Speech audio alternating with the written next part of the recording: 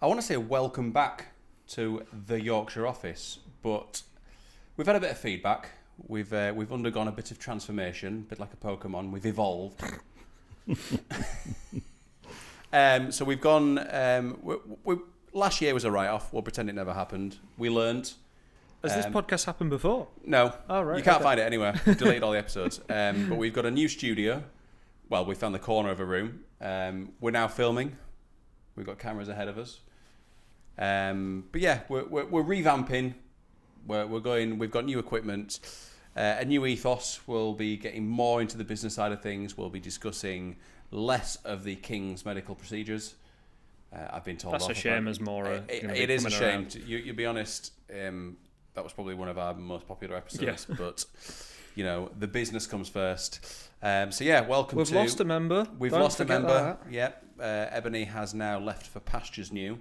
She is a project administrator at a local business. Congratulations. Congratulations. Well, we miss you, Ebony, and we will get her back on at some point. I'm sure we can interview about her new a new role. But we're moving on. So welcome to the Yorkshire office. We've had a rebrand. We're no longer a Yorkshire office. We are the Yorkshire office. Hit the jingle. Play the jingle. No, we haven't got one. No, we are the Yorkshire office. There are no others. No other Yorkshire office. Just us. So let's jump straight into proceedings. Most importantly, I do need to mention this. We have an AI event coming up. We do indeed. We're hosting it. It is all on us. I believe it is on the Thursday the 13th of March. Correct. At the Odsal Stadium, Bradford Bulls. Bradford Bulls, that's right. We have speakers from Bitdefender, Seabrooks Crisps and Microsoft. It's Seabrook Crisps. Sorry, Seabrook Crisps. I found that out recently. Yes, Seabrook Crisps. So I'm hoping he brings on a few samples. I don't think he works in that department. I think he's more on the IT side of things. But I'm sure there'll be something on offer. There is, it's a local event. It's free. However, you do need to get your tickets through, I believe it's Eventbrite. Eventbrite, that's right. Eventbrite. We are trending on there. So if you do want to come along, free to join event. All about AI. It'll be a bit of a networking event. There'll be a panel at the end, us doing a bit of a Q&A. Sam, you're more the AI man. I'm not anymore. Yes, you are. You've got a new role. I've got a new role. I am now a web developer. No. Or, sorry, a full stack. Full stack Nice. developer. Nice. But it'll be I'll be honest, AI. not a clue what that is. Web developer. Nice. Cool. That's all you needed to say. With fancier words in it. To be fair, actually, when did we last do this? October? Yeah. Something like that. I mean, I probably mentioned it. I've got a new role as well. Not that you care. Have you? Yeah. Apparently I do Chris print. has got a new role. Apparently I do print now. Ah. So, you know. Lovely. Is that why you've moved? Printy McPrinter. Cups. Pens. You know. Bags. What don't I do? Work. Work. So yeah, that's a brief update. What of Will ACS... details of the AI event be on LinkedIn? They will. I'll be honest. They already are. They already are. There you are. Also, just to say, Eventbrite does have limited tickets available. If we do run out, get in contact with us, podcast@acsgroup.co.uk. We can get more tickets. So we know a guy. If it says that it's full, just give us a shout. We know a guy. It's not who you know, it's who... we won't finish that one. But yeah, what have we been up to recently? What have ACS been doing? We've been doing all sorts. Q4. So on. we had a Q4 promotion as usual. It's already even gone out of my head. What was the theme? Hunger Games. You went on the trip. Yeah. So I was on the winning trip. We had a lovely time in Chamonix at the end of January. A lot of stories, not for the podcast. No. But yeah, that was wonderful. That was my first win. I've been here 7 years now, and that was my second win. COVID doesn't count. So that was my first trip. So thank you, ACS, for taking me there. It was lovely. What else have we got? It's 2025, and that means something for us here in Bradford. It does.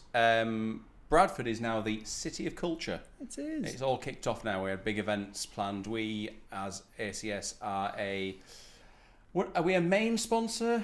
We're a sponsor. We're a sponsor somewhere along the lines of sponsoring. We've got a big role to play. We've decorated the front of our building with the Bradford City of Culture logo.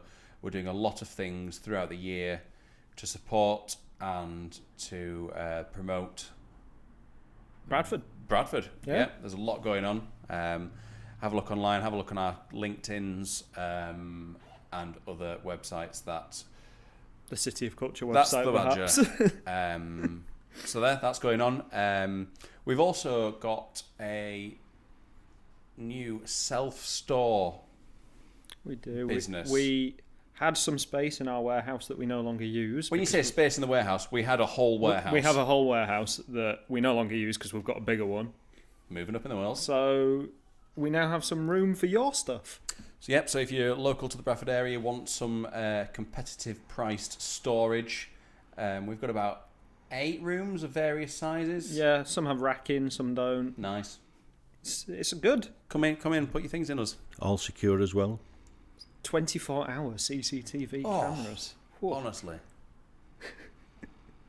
we are doing it right. ACSselfstore.co.uk. Find us all on the stuff. Did you build the website, Sam? I've done a little bit of the optimization, but no. That was before I joined that role. Nice. You're doing things now, aren't you, Sam? I've actually got a real job where I do work. Don't know what that is. Full stack developer, it says. Mm-hmm. Apparently. But so we'll be doing interviews. We've got a few lined up. We're taking this quite seriously this time. We're not trying to, when we used to do it, we sort of grabbed someone 2 days before we were planning to do it, and we just said, please will you join us? But we actually have a list of people who want to come on now. And we've got our first guest on right now. Mr. Mike Blesic. Hi, lads. Hello. Hello. Please introduce yourself. Hi, I'm Mike Blesic. I look after the telecoms within the ACS group, both internal and external. Head up the telecoms department, doing anything and everything from mobiles, SIM cards, connectivity, VoIP systems, anything and everything to do with telecoms. Nice. And a big Leeds fan. For my sins, I'm a Leeds fan, home season ticket holder since 1980, and attend probably a dozen away games a year. So you're hardcore? I wouldn't say hardcore. I follow my team. Do you join in the scraps as well outside? Or I used to, not anymore. I'm men of a certain age now. Dirty Way beyond Leeds. that. I watch the youngsters now. Oh. Excuse me? That scrap. Oh, right. Okay. Fair enough. Just so we clear that one up. We're trying to take it seriously, and we're I've less failed. than 10 minutes into the first one. It's gone rapidly down. Oh, this is why we have a HR. I'll see you soon. Kelly. So, Mike, telecoms. Yep. You're big in the business, but how did you get into it? Well, back in the olden days, I got into telecoms. Before the war? Yes, before the war. So whilst we were building Stonehenge, we needed to communicate with each other. And I got into telecoms via a local-based Bradford company that was setting up they were moving from the old two-way radio systems to cellular, which was called back in the olden days. And I applied for a job and was successful enough to get it. And I've been involved in telecoms ever since. So, coming up for 40 years now. Was it something? I know I don't look it, Was it but something you wanted to do, or was it just a job at the time? a bit of both, really. I got offered 2 jobs on the same day. One was selling cars, Ford vehicles, and the other was selling telecoms, cellular things, whatever they were. So back then, nobody, or very few people had cellular telephones, and I thought, everybody has cars, etc. What's this cellular thing? Let's have a look at this. So decided to go for that. And I've been involved, like I say, in telecoms ever since. Just a quick story. My first phone sale was a Motorola 4500, which was the old breeze block, size of a breeze block, with a carrying handle and everything else. And it was £2,500 back then. $2,500 for a phone. For a phone. I mean, people complain nowadays about iPhones being, starting at around sort of like £1,000. Correct. But they can do everything. That was almost a briefcase that you could shout into. Yep, and it shouted back. And Yes. you shout back. Only if you had a signal as well, of course. And I imagine phone masts weren't... No, there was pockets, which was why they were called cells, cellular. There were cells in Leeds, London, Manchester. So if you drove from Leeds to Manchester, between the two generally wouldn't work until it evolved, until they got the signals all done. So obviously you've been in it for, I want to say a number of years, to be polite. Quite a few. Quite a few, we'll say. Quite a few. Obviously, you've grown up seeing it develop from a Motorola briefcase all the way to a smartphone, essentially a computer you can slide into your pocket. But what do you think the biggest challenges facing the telecoms industry are today? The biggest challenges at the moment, one of the main ones is bandwidth and coverage. So bandwidth, more and more applications are using data to use the networks. Before, it was always text messaging and also voice calls, voice traffic. Now it's data. It's mega data driven. You think everything's using data, internet, WhatsApp, emails, all the apps that are on there, games, they're all using data. So the infrastructure at the moment is at times struggling to cope with all the traffic that's going through. I mean, if you think 10 years ago, well, not even that, 5 years ago, what you would do when you get home is watch telly. Whereas now it's go on YouTube or go on Netflix, video call someone, all of that. And you think of homes as well and businesses, broadband. Every person relies on internet coverage of some description, whether it's mobile, whether it's fixed line. They all use it. So you think streaming films, TV? Do you think the PSTN network switch off is going to sort of make that worse, or do you think that's going to sort of benefit it now? I think it'll make it slightly worse initially, purely and simply that everything's going to have to go via a broadband signal of some description. So your voice traffic at the moment goes through a copper wire on PSTN. Yeah. That will cease. You will make phone calls via a broadband connection, which is the VoIP systems that are out there now. And if you're not aware of what PSTN switch off is, I think it's worth us just explaining that a little bit. So the PSTN switch off was originally planned for this year, 2025, but the infrastructure couldn't support, and also the amount of people that needed to switch. There's still over 2 million lines in the UK that haven't switched, that are still running on old copper systems. So the government have pushed it back to 2027 to give people a chance to swap over from the traditional broadband to fibre. So that's just people that didn't get it done in time. Correct. Basically. And also, like I said, the infrastructure couldn't cope then. It's something in the region. I was at a seminar on last Tuesday, and they basically said there's something like 85,000. If they moved 85,000 lines a day, every day for the next 2 years, they would just about get everybody off copper. Wow.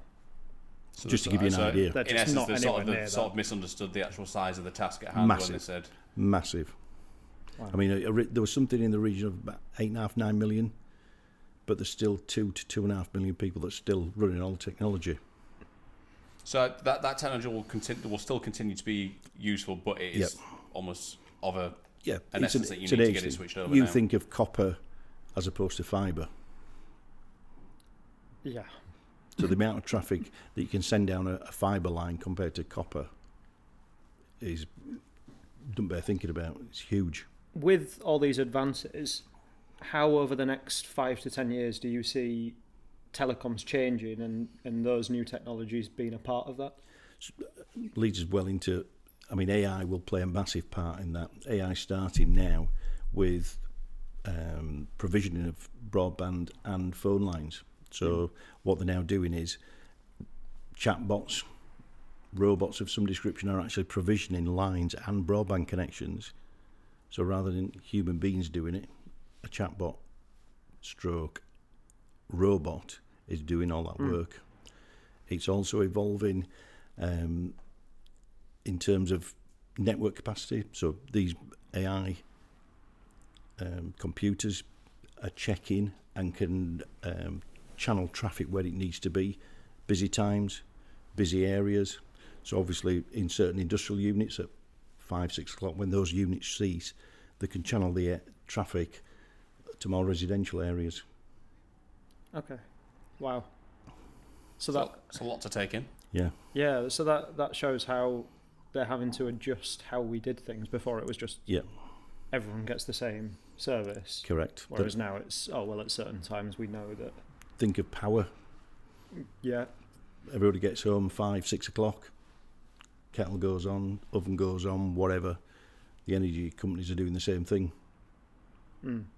So it's all the bandwidth is just coming through at the same time, and Yep. it's struggling to. And you think Netflix, streaming, PlayStation games, Do you not think, Xbox. in a way, working from home a lot of now, obviously everyone's using the internet, do you think that sort of brought it back towards sort of the middle of the day instead of everyone rushing back? Do you think that's affected it in any way? No, I think the main, from reading and listening to the industry, the biggest things are kids home from school. The first thing they want to do is either watch something on TV or play on an Xbox PS, Or probably do both. or do both, or have all three running at the same time. And it is that sort of mid-late afternoon, that's when they have a lot of bandwidth taken out. So if someone's concerned about that, how would they go about protecting themselves so that their business doesn't struggle because of something like that? So that comes into the increased bandwidth.